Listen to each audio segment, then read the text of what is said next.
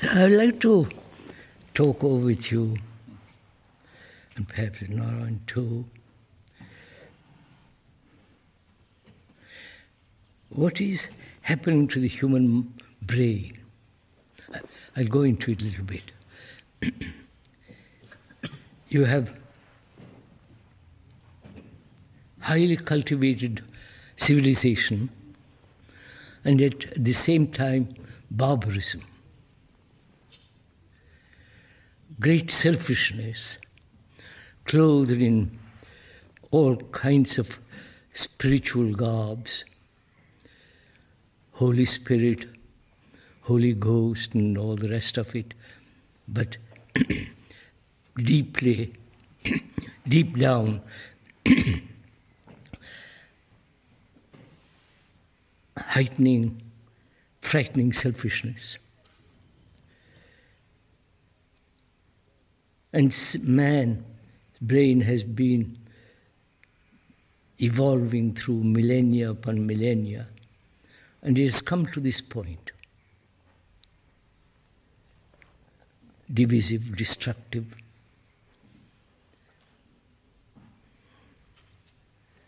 And so on, which we all know. So I was wondering whether the human brain, not a particular brain, but the human brain, is deteriorating. Whether it is capable of revival, renewal, or is a slow, steady decline.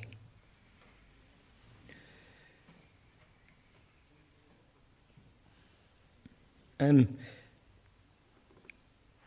whether it's possible in one's lifetime to bring about in itself a total renewal from all this. A renewal that will be pristine, original, unpolluted. I've been wondering about it, and I thought we would meet and discuss it.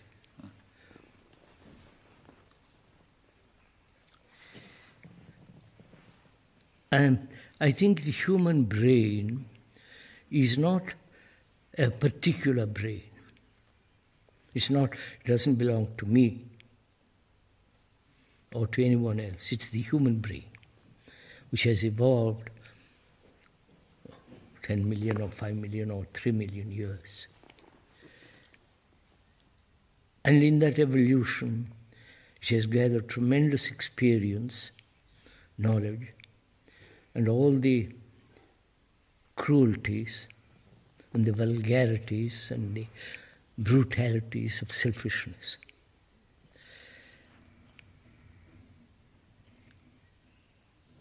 Is there a possibility of its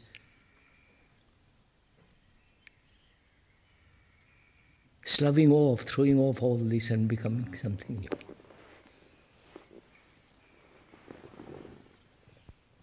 Because apparently it's functioning in patterns. Whether it is a religious pattern or a scientific pattern or a business pattern or a family pattern, it's always operating, functioning in a very small, narrow circle. And those circles are clashing against each other.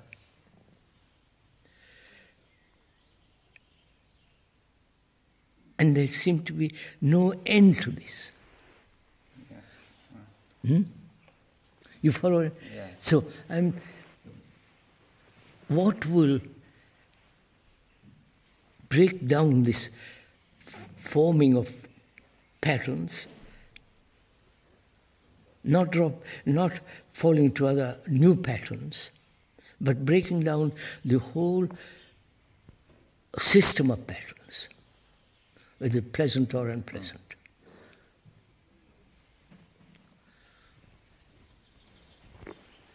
After all, the brain has had so many shocks.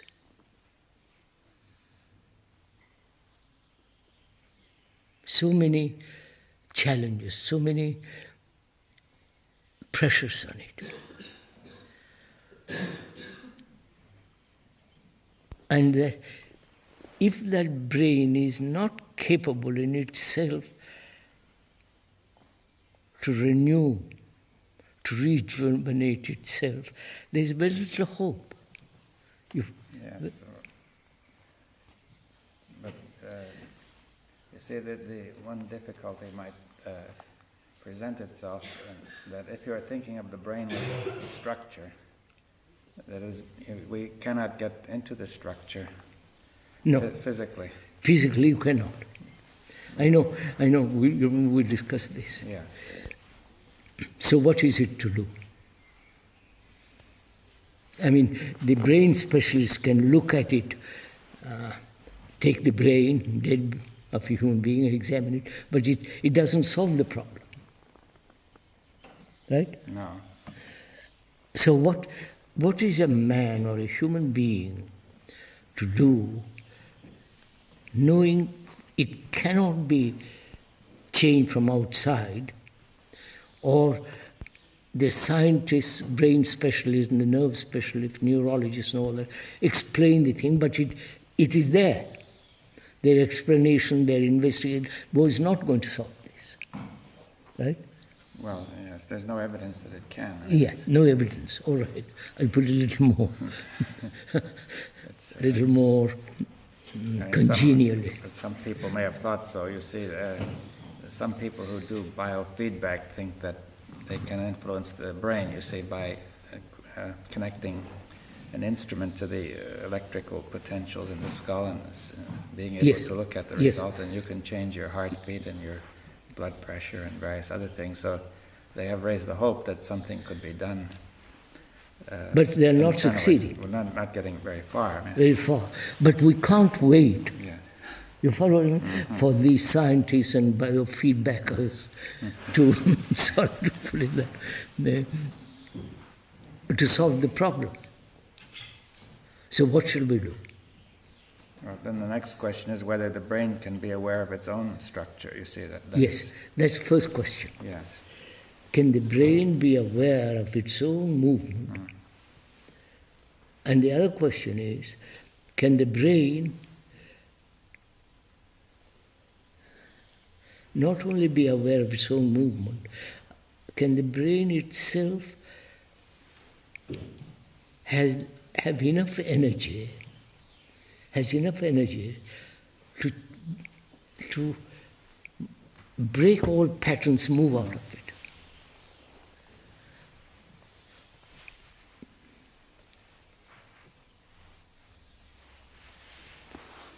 Yes, well, you have to ask whether the brain can do that. You see that. See, to what extent is the brain free to break out of patterns?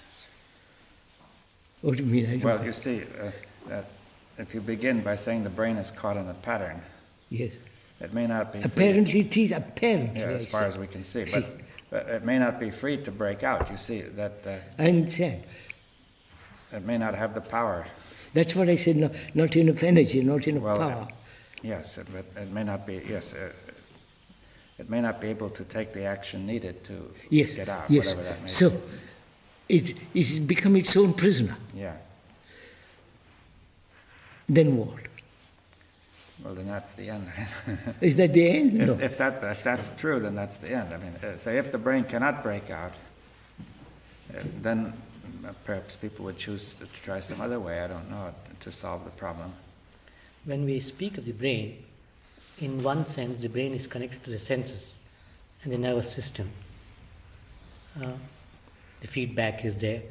Is there another instrument to which brain is connected, which has a different effect on the brain? What do you mean by that? Some other factor? Some other factor in the human system itself.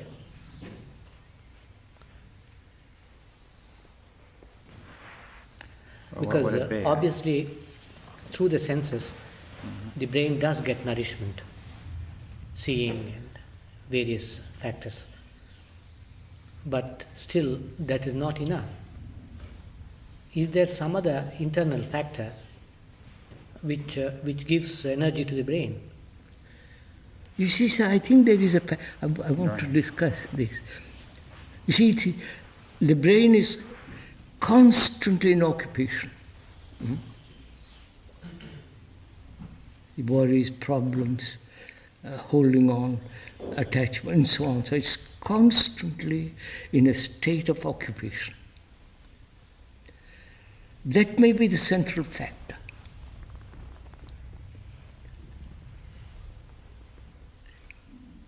And if it is not in occupation, does it go sluggish? That's one factor. If it is not in occupation, can it maintain the energy that's required to break down the patterns? I don't know if I'm making myself clear. Yes. Now the first point is that if it's not occupied, somebody might think that it would just take it easy. No, of course. Then it becomes lazy. Yes. No, I don't mean that. No, but if you mean not occupied but still active, Of course, I mean that. then we have to go into what is the nature of the activity. That's what I want to go into. Yeah.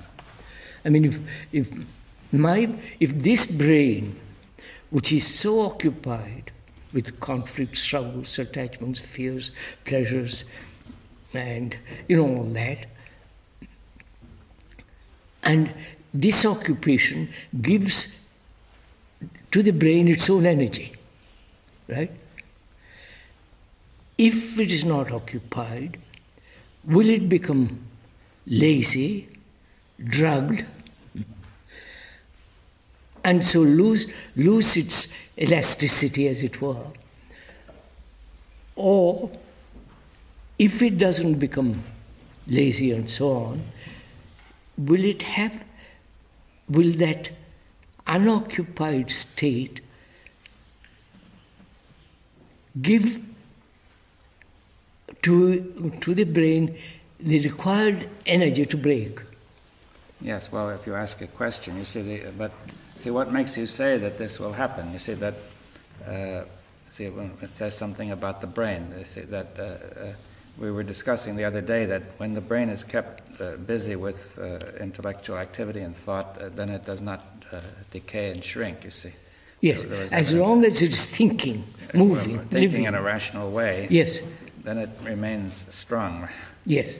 As long, that's what I want to get at too, Yeah. which is, as long as it is functioning, moving, thinking rationally, it remains strong. If it starts irrational movement, then it breaks down. Yes. Also, if it gets caught in a routine, it begins to die. that. So that was So proved by that's it. That is, if the brain is caught in a routine, either the meditation routine or the routine of the priest, or the daily life of the farmer. the farmer, and so on, so on, so on, it must gradually become dull. Well, and not only that, but it seems to shrink physically. Shrink physically, Yes, right. perhaps some of the From cells what die, we were right? discussing the Yeah. other day. Yes, shrink physically. Now, and the opposite to that is this eternal occupation with business, as a lawyer, as a doctor, as a scientist, thinking. Yes. And we think that also, that prevents shrinking. Well, it does, well, at least it seems, the experience seems to show it does, the measurements they make. Yes, it does too. Yes, it does. That's it. Excuse the word farmer. We're not whatever it is, also the routine clerical worker. See, anybody who does a routine job, which... Anybody. Yes, his brain starts to shrink after a certain age. Yeah. Now, that's what they discovered. And just as the body not being used, as the muscles begin to Of course. to lose their So strength. take lots of exercise. Well, so they say exercise the body and exercise the brain, right? Yes, exactly. Yes. Now,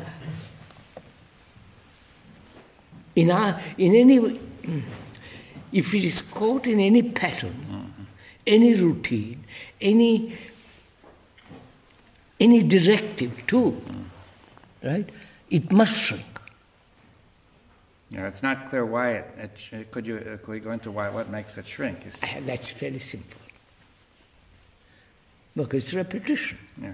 Well, the repetition is mechanical and doesn't really use the full capacity of the brain. I've noticed the people who have spent years and years in meditation are the most dull people on earth. And also those lawyers and professors and all the rest of them, you can see them. There's ample evidence of all that. The only thing that article seems to say is that rational thinking postpones senility. Yes. But rational thinking itself becomes a pattern at some time. Well, it might. I mean, they didn't carry it that far, you see, but that rational thinking pursued in a narrow area might become part of the pattern too, right? Of course. But you see, if you say that there's some other way... We are going to that. I yes, want to go into that. But suppose we were presently. to clear it up about the body first. You see, if somebody does a lot of exercise with the body, it remains strong, but it might become a mechanical pattern. Of course. And therefore it would have a bad effect. Right? You see, that's what happens. You see, yoga. Yeah. That's what I want to say. What about the various, if I may use the word, religious instruments, the traditional religious instrument, yoga, tantra, kundalini, etc., etc. No, I know. Do they? Oh, they must shrink.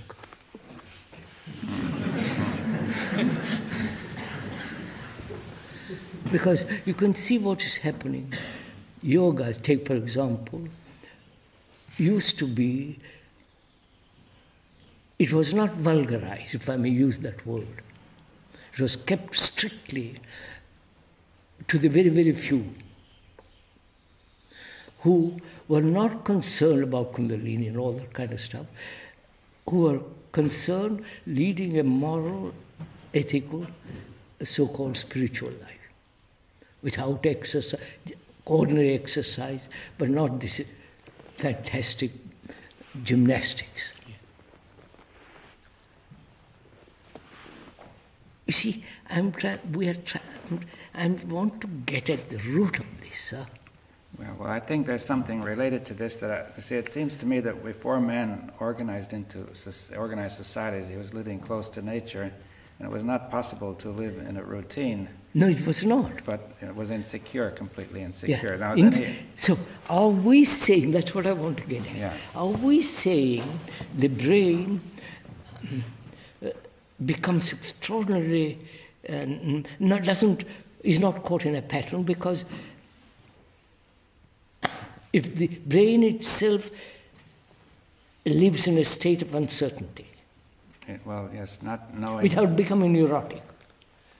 Well, yes, I think it has to be even more clear when you say not becoming neurotic. As uncertainty bemes a form of neurosis. Neurosis, of course. But I would rather say the brain lives without having certainty, without demanding. Yes, certainty. without demanding certainty. Without demanding certain knowledge. You know? Yeah. So are we saying, I want to get back, are we saying that knowledge also withers the brain? Well, when it's repetitious and becomes mechanical, yeah. But knowledge itself. Well, yes, we have to be careful there. Because, I know. you see, I know we have to be careful. I think that knowledge has a tendency to become mechanical, that is, to get fixed. Right? Yeah. But we could be always learning, you see. But learning from a center. Well, learning from as an accumulative process. Well, that learning, I think, with something fixed. You see, you accept something as fixed and you learn from there. But yes. If we were to be learning without holding anything permanently fixed. That is, learning and not adding. Can you do that? Yes, well, you see, I think that to a certain extent we have to lose, we have to drop our knowledge. You see, knowledge may be valid up to a point, and then it ceases to be valid. It gets in the way. You could say that our civilization is sort of collapsing from too much knowledge. That's what I was, of course. that we don't drop what's in the way. Many forms of knowledge are additive. I mean, unless you know the previous thing, you can't do the next thing. Would you say that kind of knowledge is repetitive? No, as long as you're learning, you see. But if you hold some principle fixed and say it cannot change, see, if you hold the center fixed, yourself, or anything fixed, then that knowledge becomes mechanical. But see, if you say you have got to keep on learning. Learning what? Whatever you're doing. You see, for example, suppose you have to make a living. You see, people must yes, sir, that's organize the society and do all kinds of things. They need knowledge, right? That's knowledge. Now, but there you add more and more. That's right, but you may also get rid of some. You some, see. Of course. You don't keep on. Of course. Some gets in the way, you see. Course. So it's continually moving, right? Yes, but I'm asking, apart from that, knowledge itself. Well, yes, but I mean, what you mean knowledge without yes. this content, right? The knowing mind. Well, mind which merely wants knowledge, is that what you're saying? Yes, yes. Just for its own sake? Yes. Huh? Mm.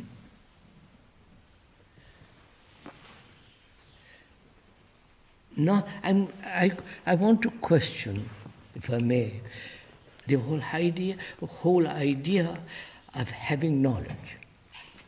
Yes, but again, it's not too clear, you see, because, you see, you accept that we need knowledge. Of course, at a certain level. So it's not clear what kind of knowledge it is that you're questioning, you see.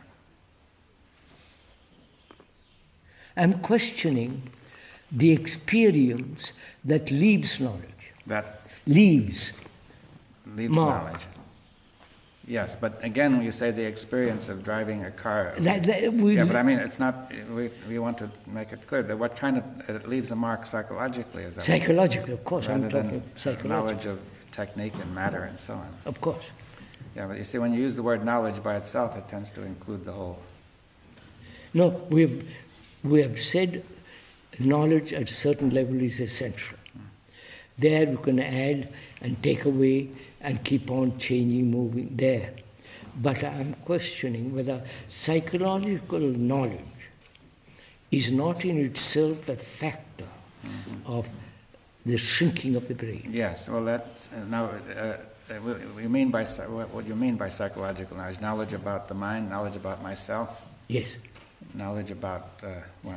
Knowledge about myself and living in that knowledge and accumulating that knowledge. Yes. So if you keep on accumulating knowledge about yourself, or about relationships.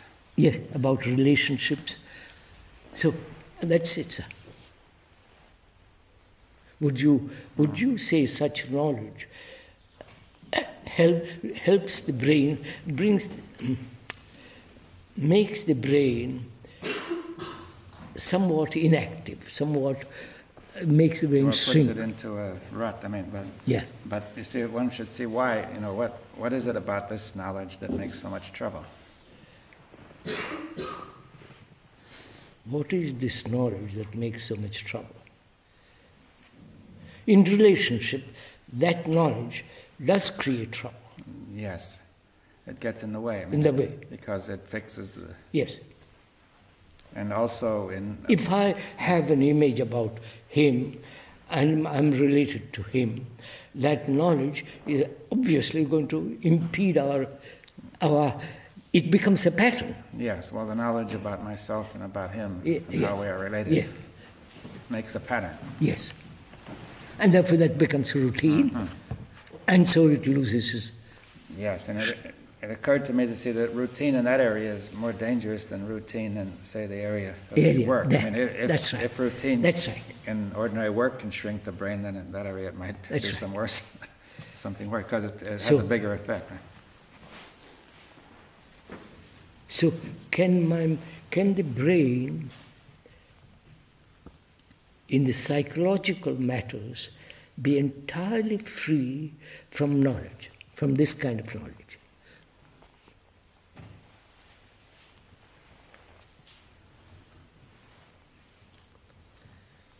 That is, look, I'm a businessman, and I get into the car or bus or a taxi or the tube, and I'm thinking what I'm going to do, whom I'm going to meet, or business talk, and my mind is all the time living in that area. I come home, there's a wife and children, sex and all that. That also becomes a psychological knowledge from which I'm acting. So there's the business, the knowledge of my business and contacts and all that, and also there's the knowledge with regard to my wife and myself, my reactions. So these two are in contradiction. Or I am unaware of these two and just carry on. If I am aware of these two, it becomes a disturbing factor. Yeah. Well, also people find that it is a routine and they get bored with it and they begin to divorce want to change and all it, the so whole on, circus begins. And they may hope that by becoming occupied with something else, they Yes. can get out of the... Go to church and go to... any escape is an occupation. So I'm asking whether this psychological knowledge is not a factor of the shrinkage of the brain. Sorry. Yes, well, it could be a factor, evidently. If ordinary, It is. If knowledge of your profession can be a factor, this knowledge is stronger. Of course, much stronger. Yes. When you say psychological knowledge, you are making distinction between psychological knowledge and, let us say, scientific knowledge or factual knowledge. Of course, that's what we're saying. Yes, although... But I'm a little worried about this article and the fact that scientific knowledge and other types of factual knowledge helps to extend or make the brain bigger. That in itself doesn't lead anywhere. What do you mean? Though it postpones senility.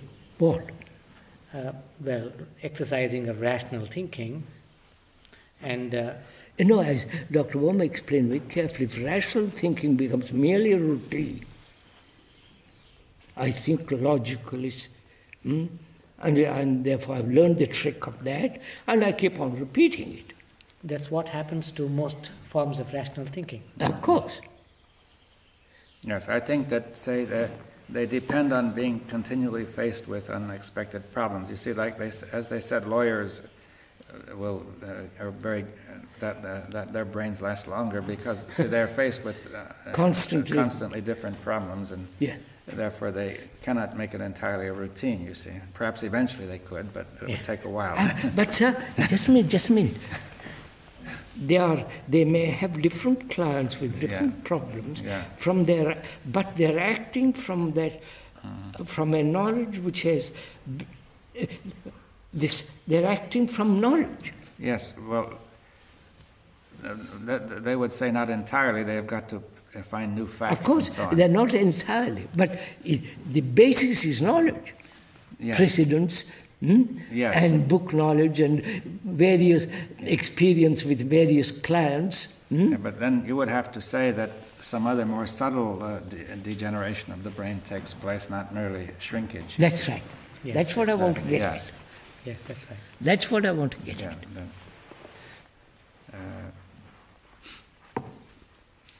See, there is also what's known is that when a baby is born, the brain cells have very few cross connections. Then they gradually increase in number, and then as a person approaches senility, they begin to go back. So the quality of those cross connections could be wrong. As another example, that would be too subtle to show up in these measurements. But for example, they could become, if you repeated them too often, they would get too fixed.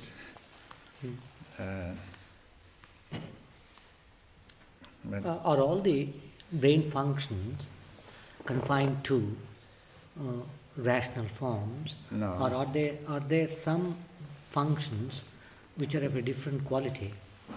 Well, it's known that, for example, a large part of the brain deals with movement of the body and so on, and with muscles and with various organs, and this part does not shrink with age, you see.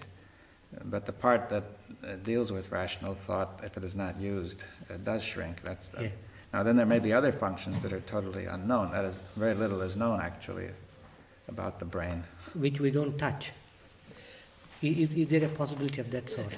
No, what we are saying, what I'm trying to explain it, we're only using one part of very partial of the brain. And that partial activity is the occupation, either rational or irrational, or logical, and so still using the part. And as long as the brain is occupied, it must be in that limited area. Would you say that? Yes, well then what will happen when it's not occupied? You see that. That's what we'll go into that. Yes. We'll go into that in a minute. But we can say that it may tend to spend most of the time occupied in that limited set of functions, which are mechanical. Mechanical, and, yes. That will produce some subtle degeneration of the brain tissue. That since anything like that will affect the brain tissue. Are we saying that senility is the result of mechanical way of living, mechanical knowledge, and so the brain has no freedom, no space, no sense of... Well, that's the suggestion. You see, it's not necessarily accepted by all the people who work on the brain. They have shown that the brain cells start to die around the age of 30 or 40, at a steady rate. But this... Be careful, you'll listen. But this may be affected. They have not been... I don't think their measurements are so good that they could test for the effect of how the brain is used, right? They're merely rough measurements made statistically, and so you want to propose that since this death of the brain cells or the degeneration will come from the wrong way of using the brain. That's right. And that's what I'm trying to get at. yes, and there's a little bit of evidence in favor of it from the science. Thank God. Yes. But I think that the brain scientists don't know very much about it. So, you see, scientists, brain specialists are, if I may use a rather easy words, they are going out, examining things outside, Yes. but not taking themselves as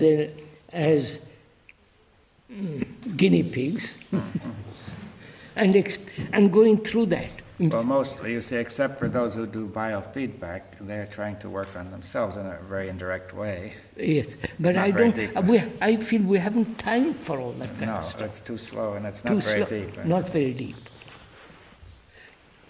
So, let's come back to the point. I realize that any activity which is repeated,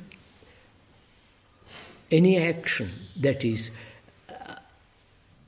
directed in a narrow sense, any method, any routine, logical or illogical, does affect the brain, and so on, so on. That we have understood that very clearly. And knowledge at a certain level is essential, and also psychological knowledge about oneself, one's experiences, all that has also becomes routine. And the images I have about myself also becomes, obviously it's a routine, and so that helps to bring about a shrinkage of the brain. I have understood all that very clearly. Now I say to myself, and occupation, any kind of occupation. With this... Of course, we've said that. psychological We've said knowledge, that. yes. Any kind of occupation apart from the physical occupation, the occupation with oneself, Yeah. That obviously and does bring about shrinkage of the brain. Now, how is this process to stop? And when it does stop, will there be a renewal? Yes, I think again some brain scientists would doubt that the brain cells could be renewed, but I don't know that there's any proof one way or the other. I think they can be renewed. Mm-hmm. That's what I want to discuss. Yes, so we have to discuss that.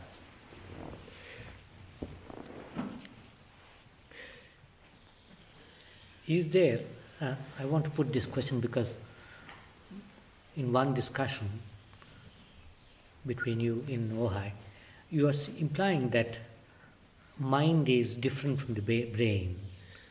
Mind is distinct from the brain. Not quite. Did I? Yes. The possibility of mind as distinct from the brain. It was a universal mind. Yeah, mind in the sense one has access to this mind and it is not the brain. Do you conceive of that possibility? Well, I don't quite follow this. That I would say the mind is all-inclusive. Yes. Hmm? So and when it is all-inclusive, brain, emotions, all the rest of it, when it is totally whole, not divisive in itself, there is a quality which is universal. Yes. Right? One has access to it. Not we can't reach it. No. You can't say I have access to it. No, I'm saying access. One doesn't possess it, but one has Well, access. You can't. It means you can't possess the sky. No. My only point is there a way of being open to it, and is there a function of the mind in that the whole of it, which is accessible through education? To education. Through education. I think there is. We'll come to that presently if we can stick to this point. We have reached a certain point in our discussion. We won't go back to repeat it again. Now we're asking now, having understood all that, after this discussion, can the brain itself renew, rejuvenate, become young again? Not without any shrinkage at all.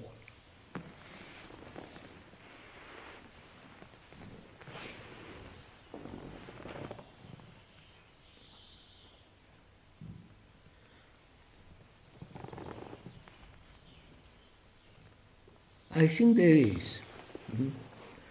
I want to open the new chapter and discuss it. I think there is.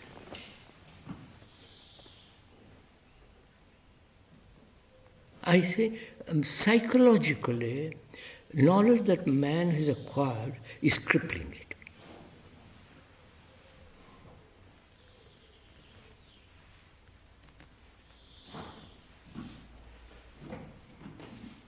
The Freudians, the Jungians, or the latest psychologists, latest psychotherapists are all helping to make the brain shrink. Sorry, I hope there is nobody here. Is there a way of forgetting this knowledge then? No, not forgetting. I see what they are doing, and I see the waste. I see what is taking place if I follow that line. I see it obviously. So I don't follow that avenue at all. So I discard altogether analysis. That's the pattern we have learned. Not only from the recent psychologists and psychotherapists, but also it's the tradition of 1,000 million years to analyze, introspect, say I must not, this is right, this is wrong. The whole process I reject. I personally don't do it, and so I reject that whole method.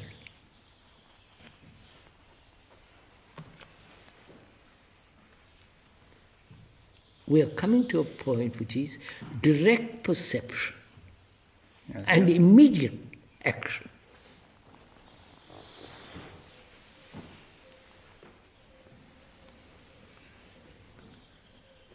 Because our perception is directed by knowledge.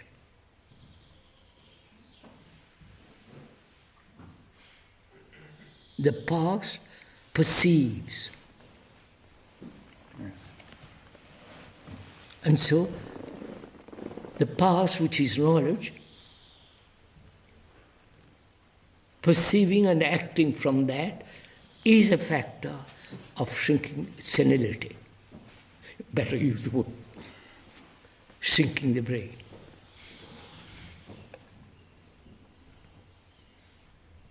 So is there a perception which is not time-binding?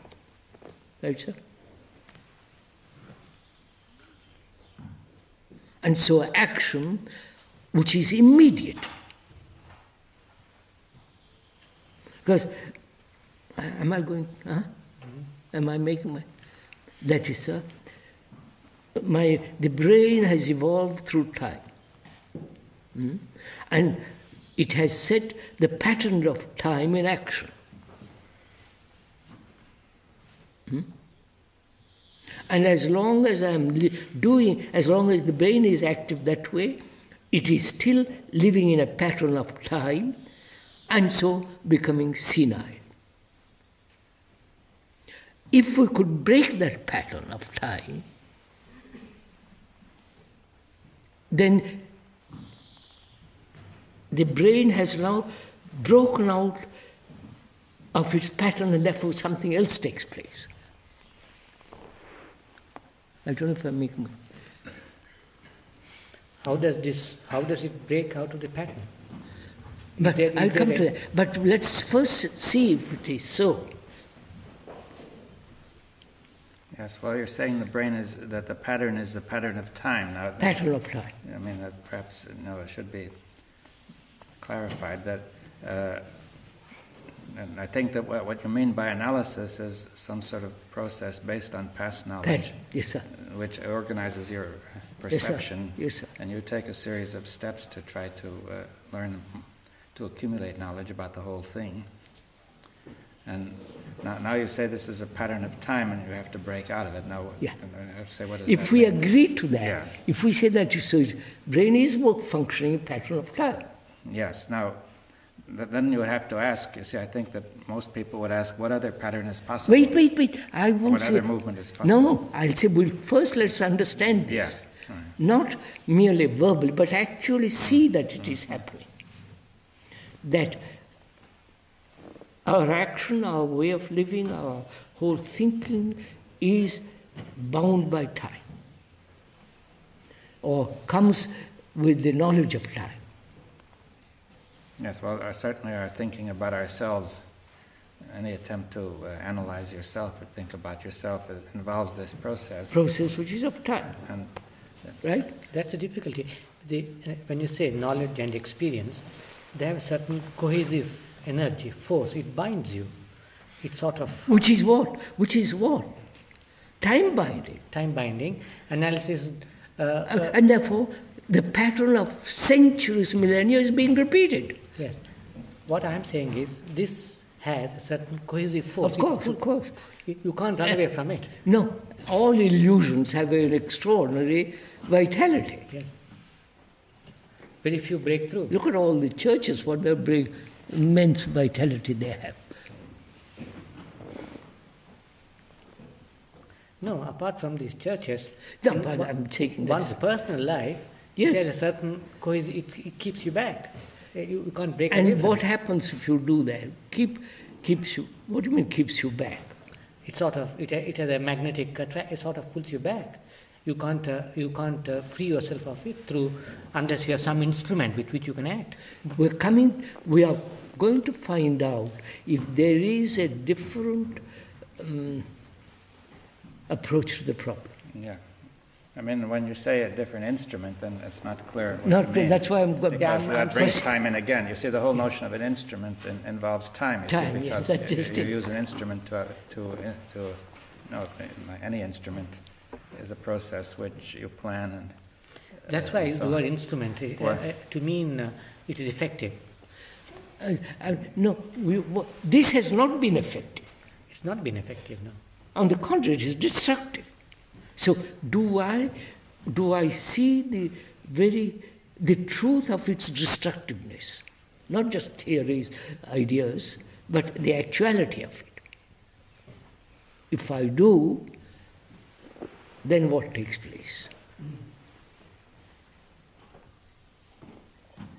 The brain, which has evolved through time and has been functioning, living, acting, believing, all that in that time process.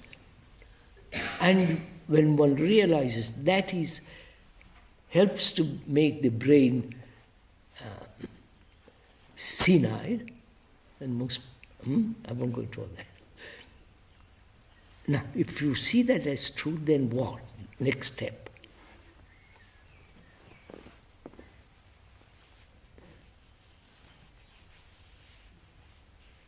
Are you implying that the very seeing that it is destructive is a releasing factor? Yes. And there's no need for an extra instrument? No. Don't use the word I'm instrument. putting it because... he keeps on repeating the word instrument. There is no other factor.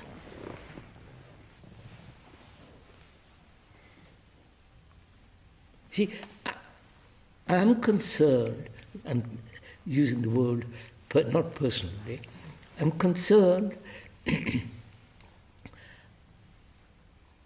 to end this shrinkage and senility and asking whether the brain itself, the cell, the whole thing move out of time.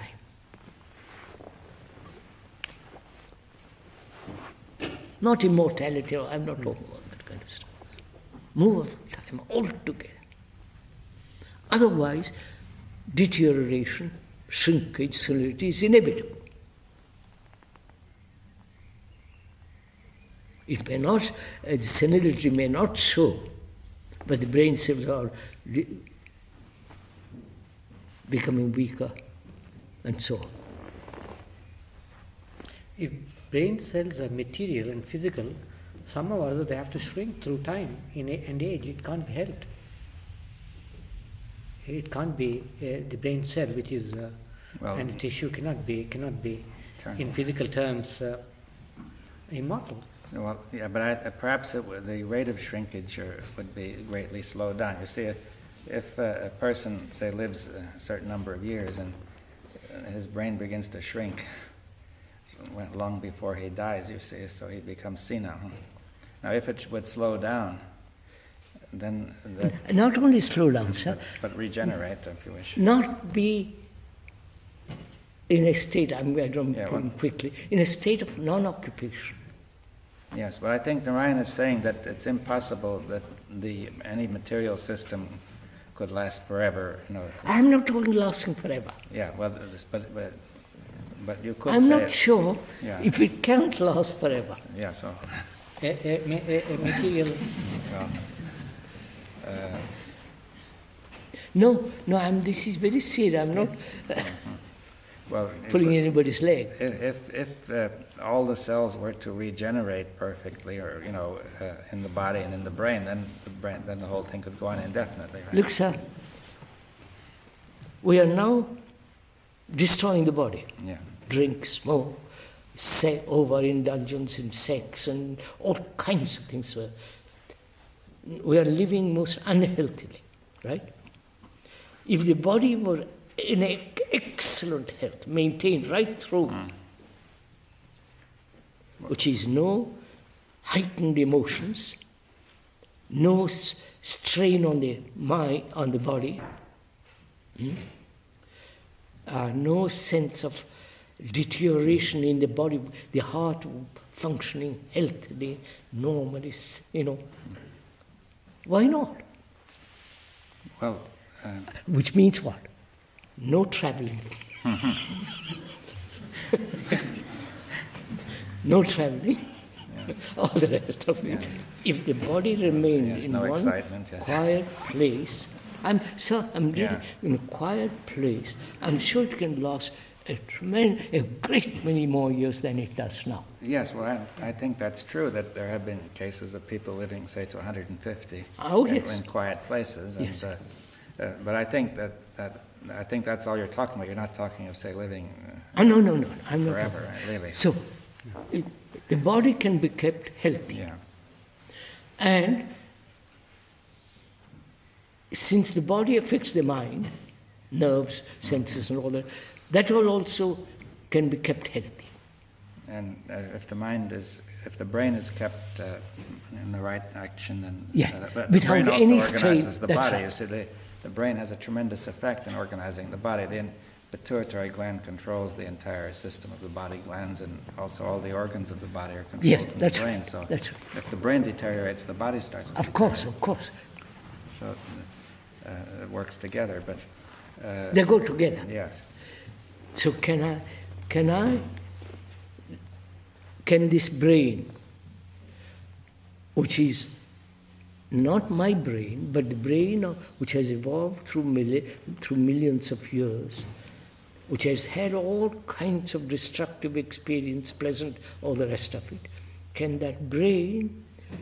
Well, you mean that it's a typical brain, you see, not a peculiar brain peculiar to some individual. Right? When you say not mine, any brain belonging to mankind. Right? Any brain, I'm talking about... They're all basically similar. Yeah, similar, that's what I said.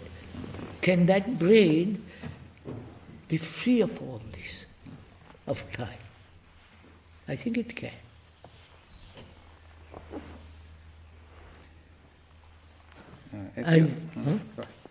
Good. So I say we could discuss what it means to be free of time. You see, at first sight it might sound crazy, because and obviously we all know you don't mean that the clock stops or anything, but still science fiction, all that. But the point is, what does it really mean to be psychologically free of time? That there is no tomorrow. But I mean, there's tomorrow. You see that. So you have psychologically, but psychologically. Well, how does that? Can you describe that better? What does it mean to say no tomorrow? So, what does it mean to be living in time? Let's take the other side first before we come to the other. What does it mean to live in time? Hope, thinking, living in the past, and acting from the knowledge of the past. The images, the illusions, the prejudices, those are all outcome of the past. All that is time. And that is producing in the world chaos. Yes, well, suppose we say if you're not living psychologically in time, then you may still order your actions by the watch, but of course. The thing is a little puzzling. Say suppose somebody says, I'm not living in time, but I must make an appointment. You see. Of course, we can't sit here forever. That's right. So you say, I'm looking at the watch, but I'm not psychologically extending how it's going to feel. Yes. In the next hour, when I have fulfillment of desire or whatever. So I'm just saying, the way we are living now is in the field of time. Yeah. And there we have brought all kinds of problems, suffering, all that. Right? Yes, it should be made clear why this produces suffering necessarily. You see that, say, if you live in the field of time, you're saying that suffering is inevitable. Inevitable. But could you make it clear simply why? It's simple, which is time has built the ego, me, the image of me, sustained by society, by parents, by education, that is built after a million years, that is the result of time. And from there I act. Toward the future. Right? Towards the future. I mean, toward the future psychologically, that is towards some future state of yes. being, right? Being, which is, the center is always becoming. Trying to become better. Better, nobler, or the other way around. So all that, this constant endeavor to become something psychologically is factor of time. Yes, are you saying that produces suffering? That is obvious. Why? Oh my Lord, why? There's also... Because it's simple, it's divisive. It divides me, and so you are different from me. Yes. And me, when I depend on somebody, and that somebody is lost or gone, I feel lonely, miserable, unhappy, grief, suffering. All that goes on. So, we are saying, time by any factor of division, which is the very nature of the self, that must inevitably suffer. Yes, so are you saying that through time the self is set up, it's organized, and the self introduces division Yes. and conflict and suffering? All and the rest that, of and it. that if there were no psychological time, then maybe this entire structure would collapse.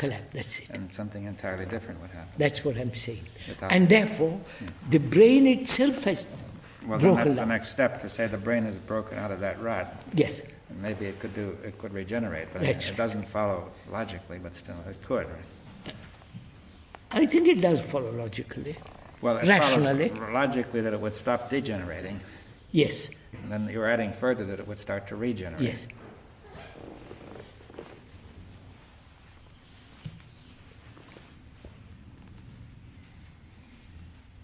You look skeptical. Yes, because the whole human predicament is bound to time. Yes, we know that. Societies, individuals, the whole structure. I know. And it is, as again I want to be, it's so forceful that anything feeble doesn't work here. Anything feeble. What do you mean feeble? The force of this is so great Yes. that if you have to break through, Yes. whatever Yes. comes This- must this- have greater energy. Yes. And no individual seems to be able to generate this energy to be able to break through. That's one of the difficulties. There is not, you've got the wrong end of the stick, if I may point out. When you use the word individual, A human being. a human, but you are moved away from the fact that our brain is universal. Yes, I admit that. There is no individuality. That brain is conditioned this way. Yes, we've been through all that.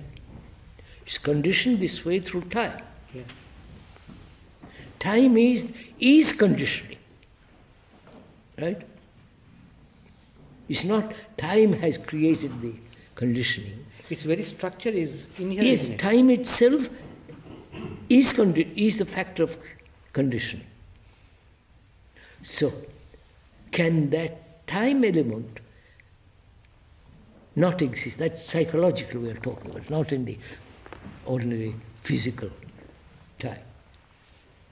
I say it can. And we said the ending of suffering comes about when the self, which is built up through time, is no longer there.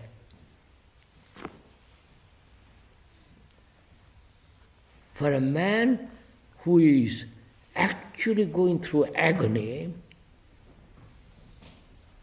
going through a terrible time, he might reject this. He's bound to reject it. But when he comes out of the shock of this, and somebody points out to him, and if he's willing to listen, if he's willing to see the rationality of it,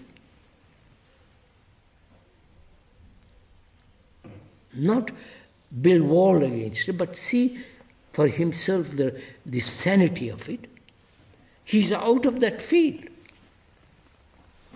Not as the brain is out of that time-binding quality. Temporarily. Huh?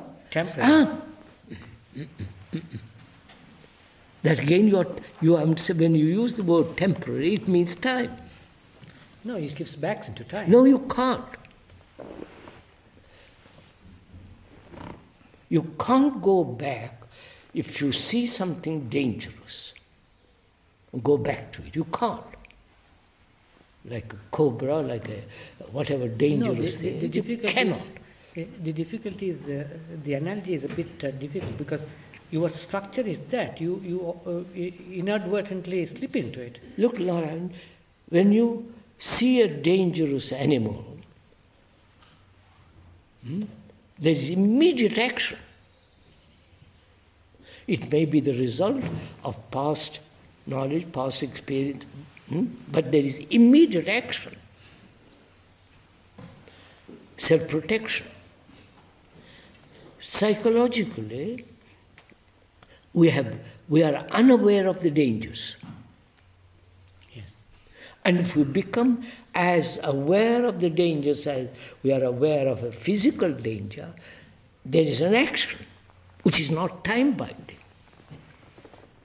Yes, I think that you could say as long as you could perceive this danger, you will respond immediately. But you see, if you were to use this analogy of the animal, there might be an animal, you realize is dangerous, but then he might take another form that you don't see as dangerous. I saw that too. Right. Yes. And therefore, there would be danger of slipping back. If you didn't, you might see that this time illusion might come in some other form. Of course. But I think that the major point is that you're saying that the brain is not belonging to any individual, right? And Yes, sir. Absolutely. and therefore, it's no use saying that the individual will slip back. You see? No. That already denies what you're saying, right? But rather, you could say the danger might be that the brain might slip back, you see. Which is the brain might get back because it itself has not seen the It hasn't seen the other form of the illusion. Illusions, yes. Holy Ghost taking different shapes.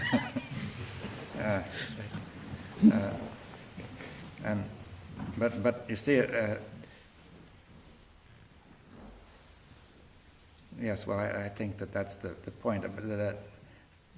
So that is the real root of it. Time.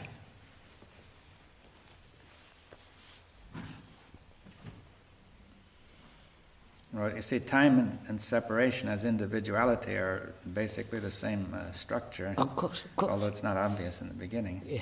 And I wonder if you see that. maybe that would be worth discussing. That why is time the same illusion as the same structure as individuality? That is psychological time.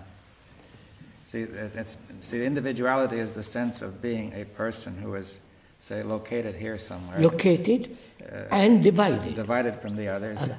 He extends out to some periphery. His domain extends out to some periphery. And also he has an identity which goes over time.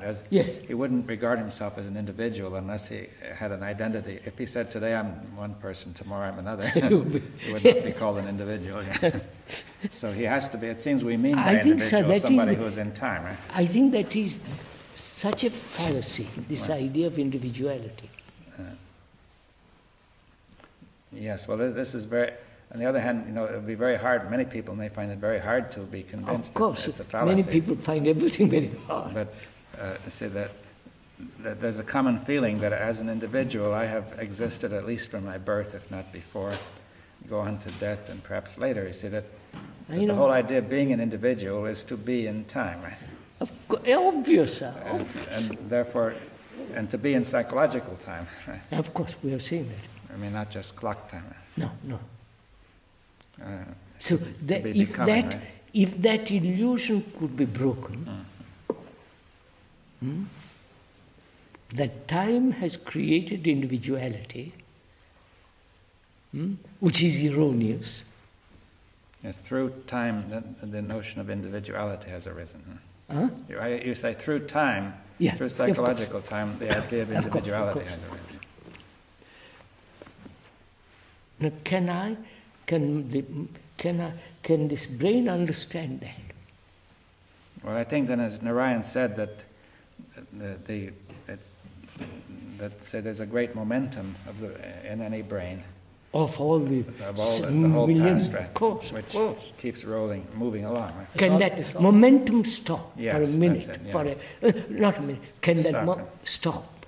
Not for a minute.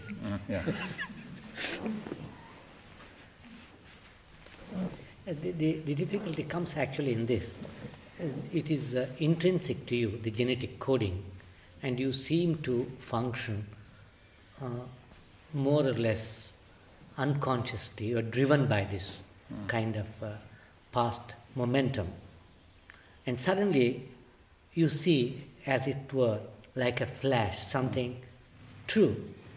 The difficulty is, it operates for some time, in the sense it may operate for a day, but then there is the fact that you are again caught in the old momentum. It is a human experience. I know that, but I say it will not be caught.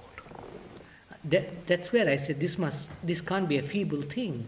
Don't use the word feeble or strong, but once you see the mind or the brain is aware of this fact,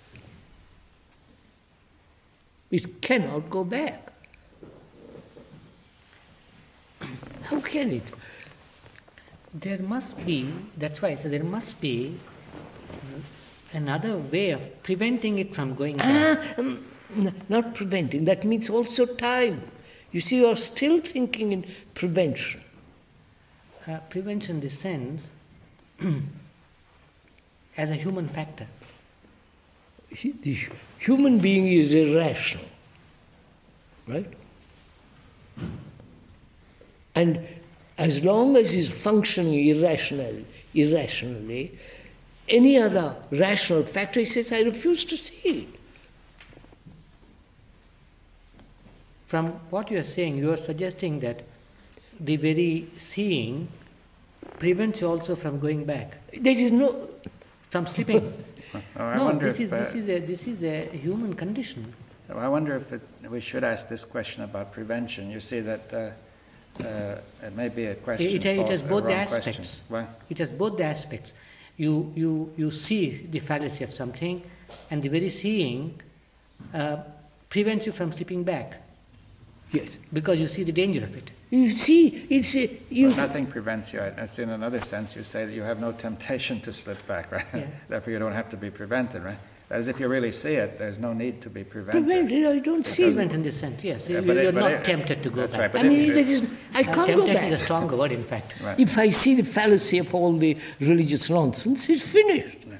The only question which I raise is that you may not see it in another form. You see it.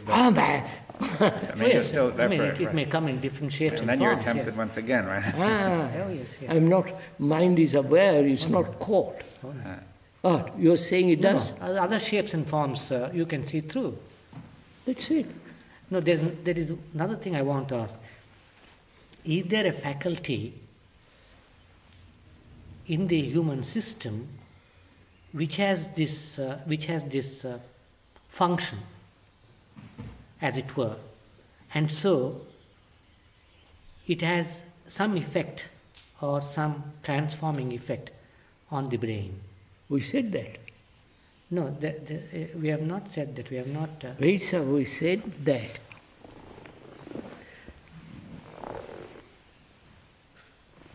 Perception is out of time. Seeing immediately the whole nature of time,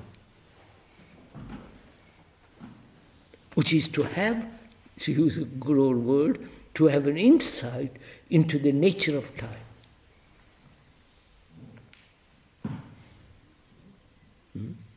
If you have that insight into the nature of time, not you, if there is an insight into the nature of time, the very brain cells which are part of time break down. The brain cells mutate, bring about a change in themselves. That's what this person is saying.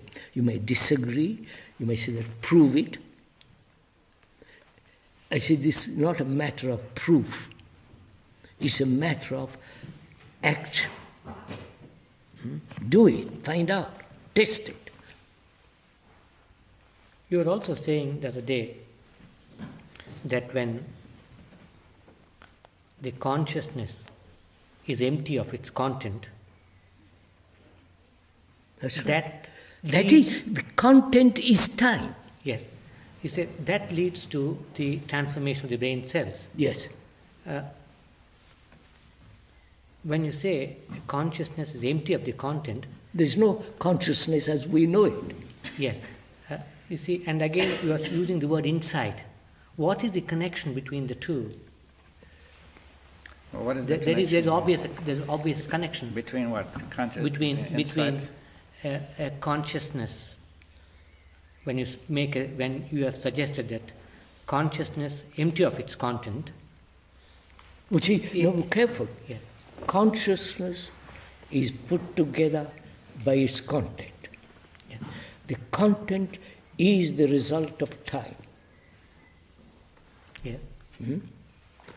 Now, the content also is time. That the content, of course, it's about time as well, right? And about time as of course. It is also actually put together by time. Actually put together time, and also it's about time, as you pointed out. Now, if you have an insight into that,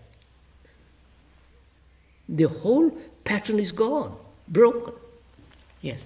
If you say the insight, which is not of time, which is not of memory, which is not of knowledge, etc., etc. Who has this insight? It's not me.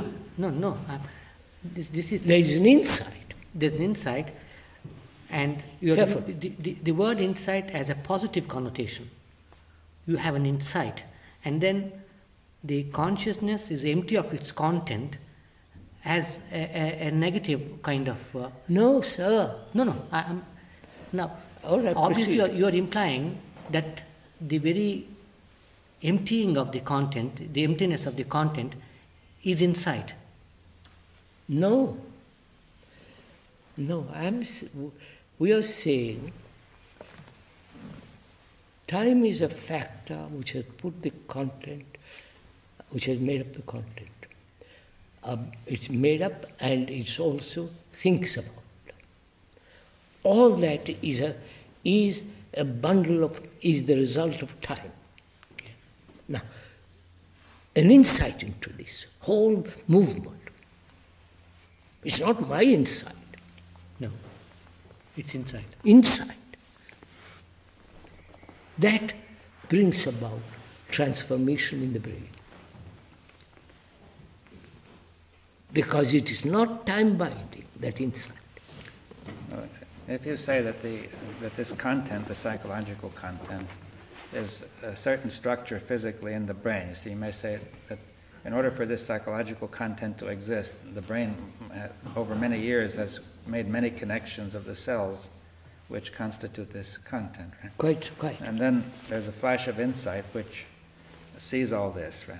That's right. And sees that it's not necessary. Yeah. And therefore, that all this begins to dissipate. Right? And then when that has dissipated, there's no content. Then you say that whatever the brain is doing is something different. Which is, sir, which go further. Yeah. Which is then there is total emptiness. Right? We won't go into, which we went into the other day. Yes, well, emptiness of that content. Now, but when you say total emptiness, you don't mean you don't see the room, No, of course. but you mean emptiness of all this inward content. That's right.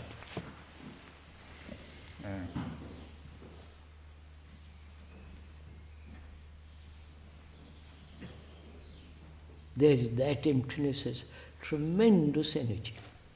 It is energy. Yes, so could you say that the brain, having had all these connections tangled up, has locked up a lot of energy? That's right. And Wastage of energy. yeah, and then when they begin to dissipate, That's right. then that energy is there. Yeah. Or would you say that's as much physical energy as any other kind, a nervous energy? Of course. Yeah.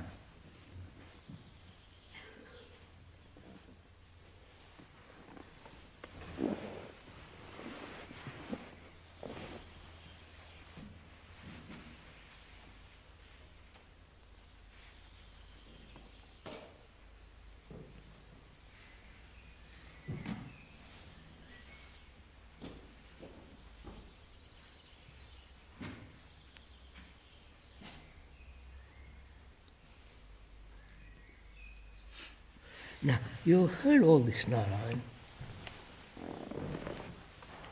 You can go on more in detail, but you've heard en principe, the principle, the root of it. Is it an idea or a fact?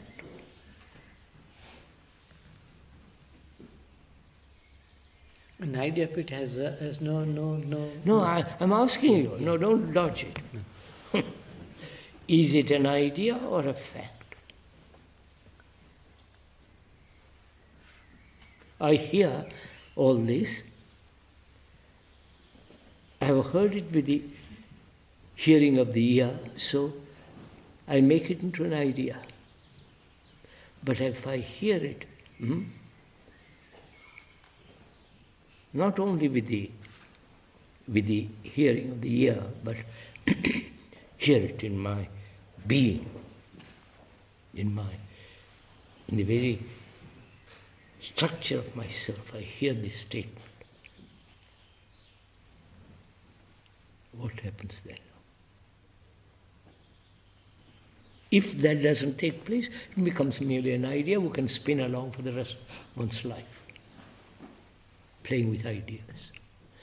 But if that sense of yourself,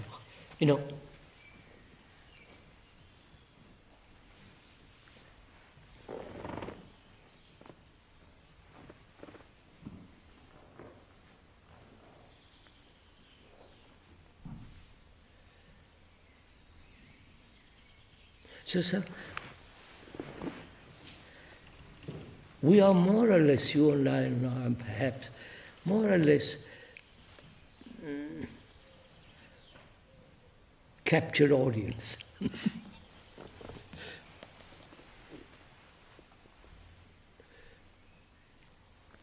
If there was a scientist, biofeedback or another brain specialist, would they accept all this? Would they even listen to all? Well, maybe a few would, but obviously the majority would not. No. So what?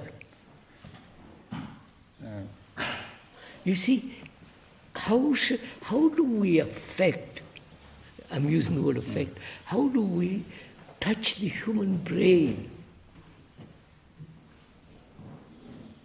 Yes, well, you see, let me say the way it will sound to most scientists is it will sound rather abstract, you see, that they say, well, it could be so, it's a nice theory. Oh, good boy, it's nice. Well, it's a nice theory, you see, that we have no proof of it, you see. Of course. And therefore they'd say, okay, it doesn't really excite me very much because I don't see any proof. And see, I think that's the way they would operate. The more favorable ones would look at it that way, Yeah. They'd say, if you have some more evidence, then we will be very We'll interested. come back later. Well, we'll become very interested, right?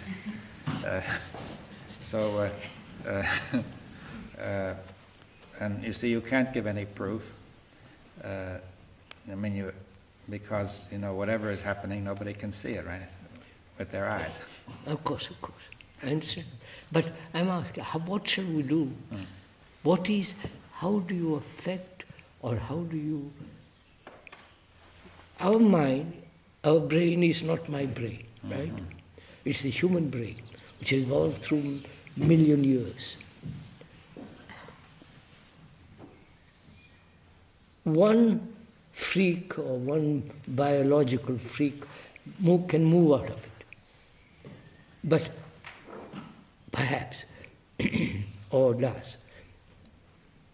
How do you get at the human mind to make him see this? Well, I think that if see what doesn't, you have to communicate the necessity of what you're saying, that it is inevitable, right? You have to communicate the necessity of what you are saying, that it's inevitable. You see that if somebody sees something, you explain it to him and he sees it happening before his eyes, he says, yes, that's so, right? But that requires somebody to listen. Yes. Somebody who says, really, I want to capture this, I want to understand this, I want to find out. But you follow what I'm saying? Apparently that's one of the most difficult things in life.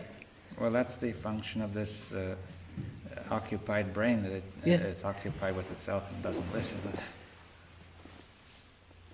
In fact, one of the things is this occupation seems to be, it starts very early, and when you're young it's very powerful, and it continues through all your life. Yes. How do you, through education, make this, that's a different matter.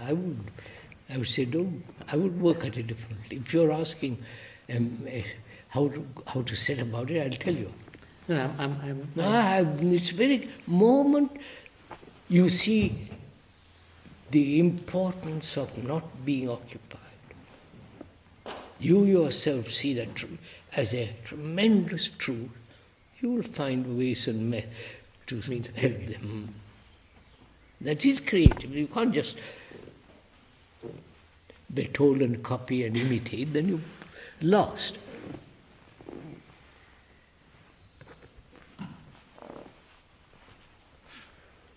Well, and the question is, how is it possible to communicate to the brain which rejects, which doesn't listen? I said that's what I'm asking. Yes, well, is there a way? No. If I refuse to listen, well, you go to the Pope and tell him all this, he'll say, what?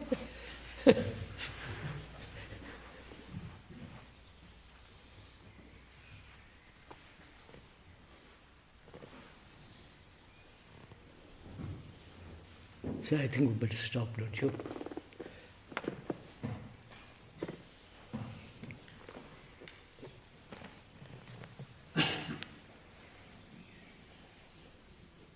See, sir,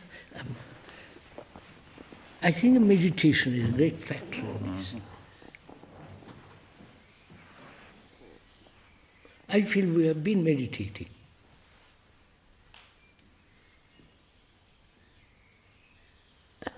See, ordinary people wouldn't accept this as meditation. Yeah, well, that's they've used the word so often. I know this lost. It's really lost it. So that's one of the things. Something real made vulgar, common, is gone. Yoga, as I was pointing out, it was something extraordinary, only for the, if I may use the word without being misunderstood, very few. Now it has become common, a way of earning a livelihood. It's gone.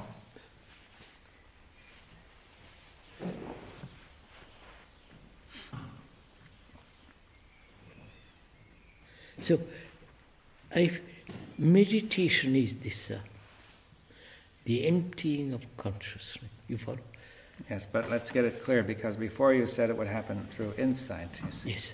Now, are you saying meditation is conducive to insight? Yeah, right? meditation is insight. It is insight already. But it's some sort of work you do, but in addition, see, insight is usually thought of as the flash, right? Yes, insight is a flash. But also meditation is a more constant Yeah. Meditation. Now we must be careful in the usage of what we mean by meditation. That's the question, yes. Yeah. We can reject the systems, the methods, the authorities, the acknowledged Zen, Tibetan, Hindu, Buddhist. We can reject all that because that's not obvious. It's mere tradition, repetition, and time-binding nonsense. For me, it's not. Don't you see that some of them could have been original? Some of them could have had an original insight. If they had, there wouldn't be any. It wouldn't belong to Christian, Hindu, Buddhist. Yes.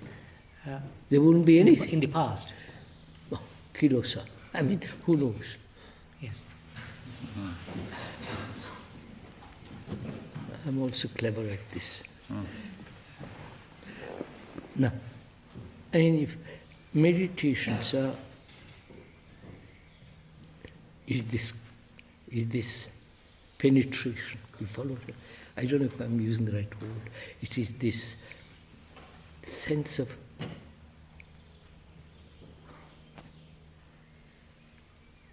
moving without any past. I can't.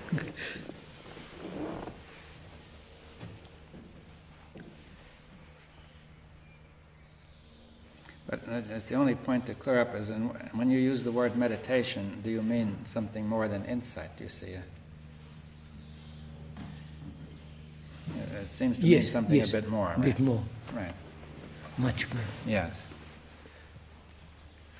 Because insight has freed the brain from the past, from time. Yeah. I mean, that's an enormous statement. Mm-hmm.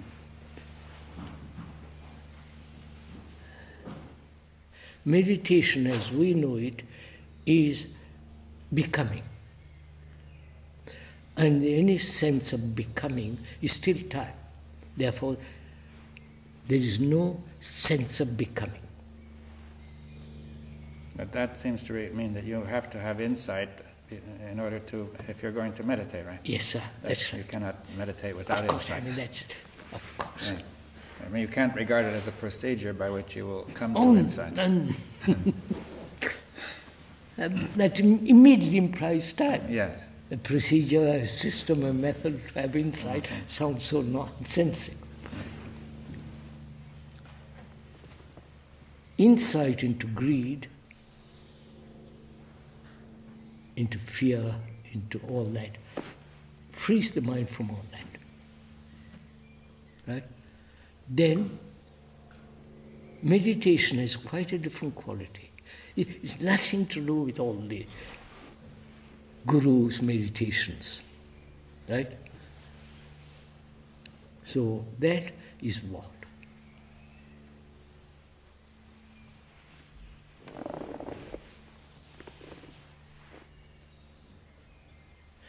Would we say, sir, it's wrong words, all these. To have insight, there must be silence. Yes. Well, it's the same. We seem to be going in a circle. No, for the moment. For the moment, yes. Yeah. My mind is silent. Silence. So, the silence of insight has cleansed, well, it's purged all the that structure, structure of the yes. occupation. Yes. Then meditation. Oh Lord, what is it?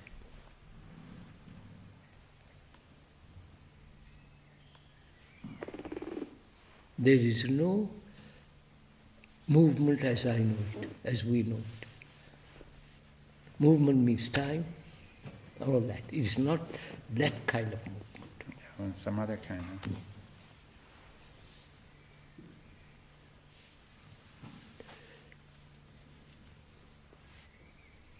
I don't see how we can measure that by words.